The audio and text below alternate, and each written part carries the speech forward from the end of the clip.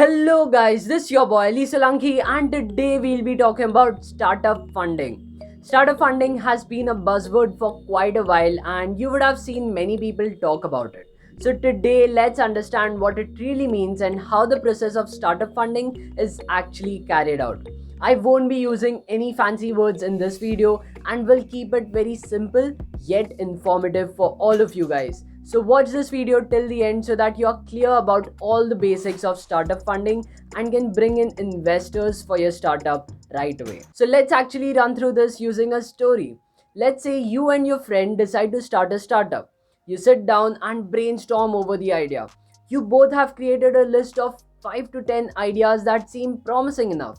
You talk to people about it, create surveys, and understand which idea is the best one.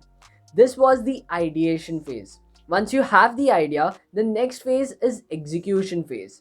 Here you start executing your idea and build a product around it. You chalk down the perfect business plan and have set milestones to achieve for your startup. You show your product to some of your friends and take honest feedback on it. You now are sure that this product will work, and based on your surveys and feedback, you are now sure to make it a concrete idea. For that, you will need to first register your company. In order to do so, you can go over to my channel and watch episode 3 of my startup series and finally get your startup registered. You finally decide to register your startup as a private limited company, and for that pay half the minimum paid up capital, that is 50,000 rupees currently, and your friend pays the other half. Now, when you register your startup as private limited company, you in return get 10,000 shares. But it was not just you, it was you and your friend who had equally invested in it. So both of you are left with 5,000 shares worth 10 rupees each. Now, according to your business plan, this 1 lakh rupees will only last for 2 months. You can raise funding by asking your friends and family members, but you decide to go with the harder approach. You start pitching your idea to various investors. Now, there are mainly two types of investors. First is angel investors, and second is venture capitalists or VCs. Angel investors are those who invest their own money into risky startups like yours in the hopes of going big one day. Generally, they are entrepreneurs themselves and many years ago would have sold their own startup and with that money are looking for new startups to invest in. Whereas VCs are people who work for venture capitalist firms. These firms raise money from the general public and invest it in such startups. They usually manage a larger pool of money, and hence getting a VC on board is considered to be a milestone in itself. Let's get back to the story. Getting hold of a VC is quite difficult at an early age of a startup, so you utilize your network, search through the internet, find some angel investors that might be willing to invest in your company. You start mailing them and soon up pitching your idea to them. You show your business plan and take them through on what you plan to achieve with your startup. At this stage, they are more interested in your team and the core idea of the business itself rather than in the product or in the revenue stream. After all the drilling and tough questions, your pitch was finally successful. An angel investor has offered to give you 1 crore rupees for a post money valuation of 10 crores. Post money valuation essentially means the valuation of the company after the funding has been secured and you have received the investments.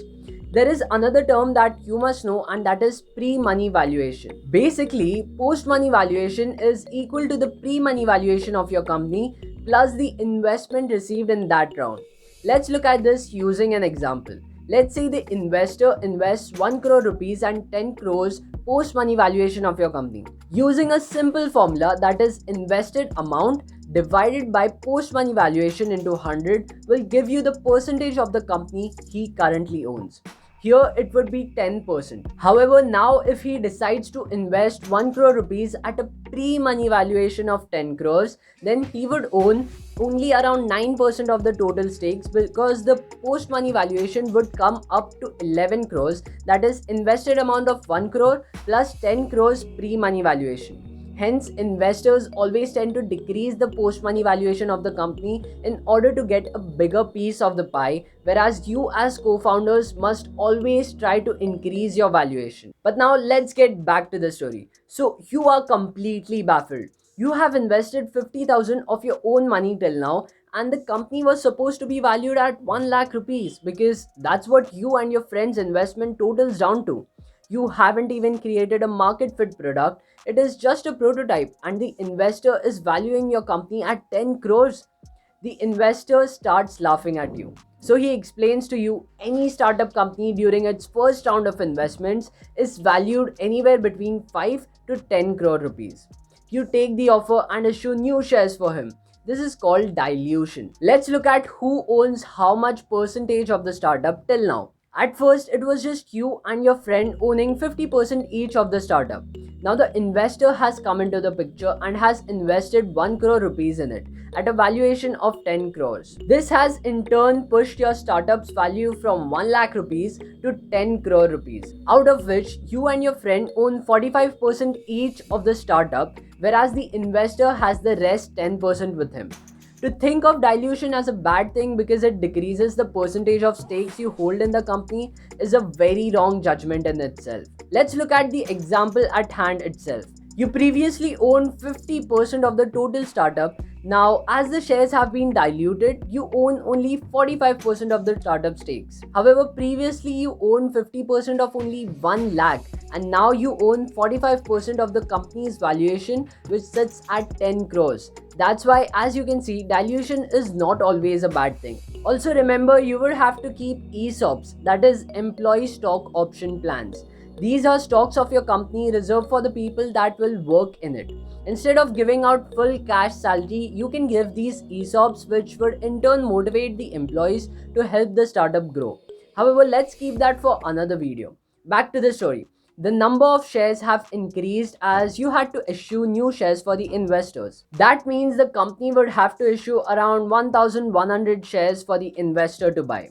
This would make the total shares of the company standing at 11,100, out of which you and your co-founders would own 90% and the rest 10% is with the investor.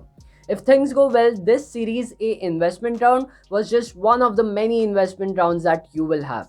You will have Series B, Series C, Series D, and so on till the time you decide to sell the company or issue its IPO. IPO means initial public offering and is just a fancy way of saying that now it will be listed on the stock exchange for the general public to trade in. This is where exiting the startup gracefully becomes very important. For knowing how to do that, watch the next video in the startup series. If you like this video and have been watching it till this point, then please press the like button and subscribe to the channel. Also, do comment down below what you would like to see next in the series as well.